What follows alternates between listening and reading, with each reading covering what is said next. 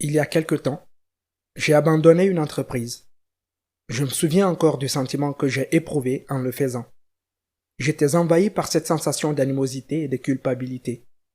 J'étais submergé par la défaite et le désespoir. J'avais passé 3 ans à construire cette entreprise et elle aurait pu facilement devenir un empire à 9 chiffres, au minimum, mais je suis parti. Quand je l'ai fait, je me suis vraiment demandé si tout arrive dans la vie pour une raison. Mais quelque part, au fond de mon esprit, j'ai entendu la voix de Dieu. Je savais que lui seul pouvait transformer un désordre en un message, un test en un témoignage, une épreuve en un triomphe et une victime en une victoire. Je savais qu'il devait y avoir une raison à tout cela, mais je ne la trouvais pas à ce moment-là. Chaque fois que nous échouons dans quelque chose, nous sommes envahis par un sentiment de défaite. C'est dans la nature de l'homme, et ça fait partie de la vie. Nous passons tous par là. Est-ce que ça fait du bien? Absolument pas. Mais on ne peut pas toujours s'attendre à ce que la vie soit un arc-en-ciel et un rayon de soleil. Mais il y a une raison pour les choses qui vous arrivent. En fait, les plus grandes leçons que vous puissiez apprendre dans la vie naissent de l'échec. Je pense que trop souvent, les gens ont tellement peur de l'échec qu'ils passent la majeure partie de leur vie à le fuir, alors qu'en fait, ils devraient l'accepter et l'accueillir. Vous n'apprendrez jamais du succès. Vous ne vous améliorez jamais si vous vivez toujours dans la facilité. Il y a une vraie force et un vrai progrès à gagner juste en dehors de votre zone de confort. Pourtant, je sais que cela ne rend pas la situation plus agréable. Je ne peux que raconter le voyage. Je ne peux que transmettre ce que l'on ressent. Je peux raconter la douleur et aider les autres à trouver les moyens de la surmonter. Cependant, je ne peux pas l'améliorer. Personne ne le peut. Mais à travers la douleur de l'échec et nos expériences les plus éprouvantes, quelque chose de merveilleux est né. C'est un renouvellement de l'esprit, une naissance de rajeunissement et une croyance générale en de plus grandes choses à venir. Si vous avez foi en Dieu, en Allah, en Bouddha ou simplement en l'unicité universelle qui nous lie tous, vous avez probablement réalisé que tout dans la vie arrive pour une raison. Et même si vous ne pouvez pas le comprendre à ce moment précis, c'est le cas. Parce qu'en fin de compte, quelque part dans le futur, quelque part dans l'inconnu, quelque chose d'autre se produit qui est si merveilleux que c'est seulement à ce moment-là que vous réalisez que cela n'aurait jamais abouti si vous n'aviez pas souffert de cette tragédie antérieure. Si vous vivez une tragédie en ce moment, je suis de tout cœur avec vous. Je ne connais que trop bien le sentiment de désespoir. Peut-être suis-je simplement une personne extrêmement sensible, mais cela me touche profondément. Mais là encore, l'échec et la tragédie touchent tout le monde. Ils peuvent nous toucher différemment, mais au bout du compte, ils nous touchent. Mais il y a une raison pour laquelle ces choses vous arrivent. L'échec et la tragédie ont été conçus. Ils font partie du ciseau de la nature qui nous ébranle dans le but d'améliorer nos vies. Cependant, cela ne se produit pas en restant assis et en s'apitoyant sur son sort. Vous devez transformer ce désordre en un message. Vous ne le réalisez peut-être pas aujourd'hui, mais il y a un grand dessein. Lorsque j'ai quitté cette entreprise, une seule chose me trottait dans la tête. Je ne pensais qu'au fait que les êtres humains sont faits pour s'épanouir, pas seulement pour survivre. Je vivais en mode survie. Mentalement, émotionnellement et même spirituellement, j'étais un pilote automatique de survie. J'essayais de survivre aux émotions qui m'avaient submergé et qui avaient modifié ma perspective. Mais j'ai réalisé que cette expérience et cette situation étaient faites pour que je m'épanouisse. Et je me suis épanoui. C'est drôle comme les choses peuvent vraiment changer votre trajectoire si vous les embrassez plutôt que de les fuir. J'ai été mis ici pour une raison. J'étais censé aider les autres à réaliser l'utilité de leur échec et non à les fuir. Bien sûr, il y a d'autres raisons à mon existence, mais c'est certainement l'une des pierres angulaires. Ce qui m'est arrivé, c'est que je m'éloignais de plus en plus de l'aide aux autres. J'étais tellement immergé dans ma propre merde que je ne voyais pas la forêt à travers les arbres. Mais depuis cette expérience, des choses extraordinaires me sont arrivées. Pendant longtemps, j'avais ignoré le réseautage et l'établissement de relations profondes et durables avec les gens. Mais après cette expérience, je me suis noyé dans l'aide aux autres. J'ai créé une immense valeur pour les autres sans que personne ne me l'ait jamais demandé. J'ai construit des ponts, pas des murs. Maintenant, si vous voulez avancer dans la vie, c'est exactement ce que vous devez faire. Parce qu'en ajoutant de la valeur dans ce monde et en aidant les autres à atteindre leur propre succès, vous formez les liens les plus profonds et les plus durables. Oui, tout arrive pour une raison dans la vie. Tout. Nous ne le réalisons peut-être pas, mais c'est le cas. Cependant, il y a 5 raisons sous-jacentes pour lesquelles je pense que tout arrive pour une raison dans la vie.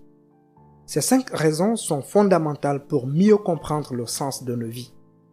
Non, je n'essaie pas d'être existentiel avec vous ici. Je suis sérieux.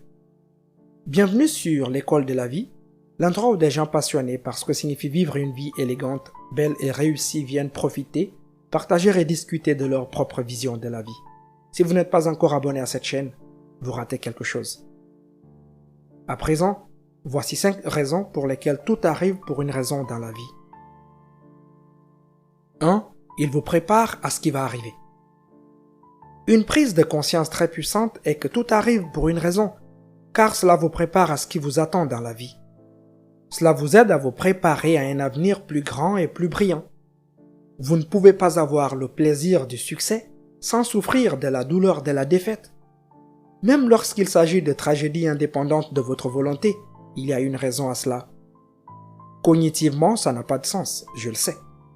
Vous ne pouvez pas comprendre les raisons pour lesquelles quelqu'un meurt, quelqu'un vous quitte pour quelqu'un d'autre, ou pourquoi une entreprise peut s'effondrer. Tout ce à quoi vous faites face à ce moment-là, c'est la douleur. Mais une fois que cette douleur vous submerge et que vous vous projetez lentement dans l'avenir, des choses commencent à se produire qui ne seraient pas arrivées si vous n'aviez pas souffert de cette douleur en premier lieu. 2. Cela vous rend plus résilient. L'échec, la tragédie et la défaite vous rendent plus résilient. Pas au moment où vous les subissez, mais au fur et à mesure que les semaines, les mois et les années passent. Souvent, vous ne vous remettez jamais des plus grands chagrins d'amour de la vie. Mais ce n'est pas grave, parce que cela fait de vous une personne plus résiliente. Cela vous endurcit pour ce qui est à venir. La vérité est que les temps difficiles ne durent jamais, mais les gens difficiles, si. Nous avons d'ailleurs réalisé une excellente vidéo à ce sujet, vous pourrez la retrouver en description de vidéo. Et les cicatrices que nous recevons de la vie nous rappellent où nous avons été, mais elles ne doivent pas nécessairement nous dicter où nous irons. Ne vous complaisez pas trop dans la misère. Remontez le moral, trouvez la beauté dans les choses simples de la vie, car c'est ce qui est important parfois. En fin de compte, vous comprenez que tout n'est pas sous votre contrôle et que cela ne devrait pas l'être. Vous ne pouvez tout simplement pas contrôler tout ce qui vous arrive dans la vie. Mais vous pouvez contrôler la façon dont vous réagissez. Une vieille citation dit que la vie, c'est 10% de ce qui vous arrive et 90% de la façon dont vous y réagissez. Nous avons également réalisé une vidéo à ce sujet. Vous pourrez la retrouver en description de vidéo. 3. Il vous aide à briser vos vieilles croyances. Lorsqu'il nous arrive quelque chose de mal et que c'est sous notre contrôle, c'est-à-dire que les circonstances sont le produit de notre propre comportement, cela a un impact important sur notre ego. En fait, cela fait voler en éclats nos vieilles croyances. On tombe en disgrâce et on se rend compte que ce qu'on faisait n'était pas du tout correct. On regarde les choses différemment. On apprend à les aborder d'une autre manière. C'est le problème avec les croyances. Elles sont ancrées en nous depuis l'enfance. Elles sont ancrées dans nos esprits. Et c'est si difficile de surmonter ces vieilles croyances quand on est coincé dans nos habitudes et qu'on vit dans la médiocrité. Je ne parle pas de tragédie ici, je parle d'échecs dans lesquels nous avons joué un rôle. C'est assez puissant de briser vos vieilles croyances. C'est essentiellement votre ego qui s'effondre sur le sol. Nous sommes capables de raisonner une grande partie de nos comportements limitatifs parce qu'ils sont ancrés dans nos habitudes. Nous courons après le plaisir en essayant d'éviter la douleur à court terme, pas à long terme. Si nous évitons la douleur à long terme, nous ferions toujours ce qu'il faut pour faire de gros progrès et nous améliorer au fil du temps. 4. Il s'agit d'inviter au progrès et non à la perfection. Il s'agit de progrès et non la perfection. Imaginez que vous puissiez améliorer chaque jour d'1% n'importe quel domaine de votre vie. Ce pourcent s'accumule de lui-même au fil du temps. Mais trop souvent, nous ne nous améliorons pas, nous restons en fait stagnants. Et ce, jusqu'à ce que la douleur ou l'échec nous fasse sortir de nos vieux schémas comportementaux limitatifs. C'est à ce moment-là que les vraies leçons de la vie passent à la vitesse supérieure.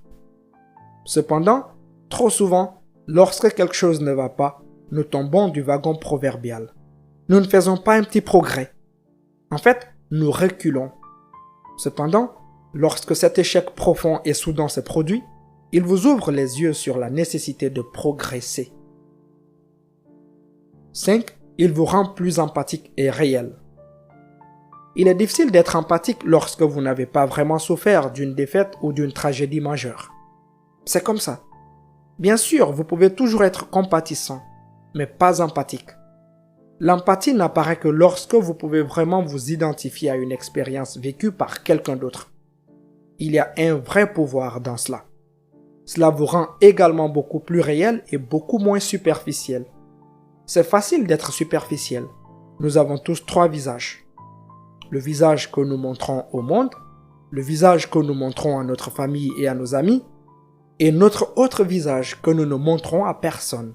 Ce dernier est notre vrai moi. Ce qui se passe lorsque vous souffrez d'une grande tragédie, c'est que souvent ces visages fusionnent et il vous reste un visage beaucoup plus vrai et réel. Pourquoi est-ce important? Parce que l'authenticité et la transparence sont si difficiles à trouver de nos jours. Mais lorsque vous trouvez une personne qui est réelle, authentique et transparente, vous vous arrêtez net. C'est le genre de personnes dont je choisis de m'entourer, pas des gens faux qui ne se préoccupent que de ce que les autres pensent d'eux. N'oubliez pas de vous abonner à la chaîne et d'activer la cloche de notification pour ne rien rater de nos prochains épisodes. Si vous avez aimé cette vidéo, likez, commentez et partagez avec vos proches.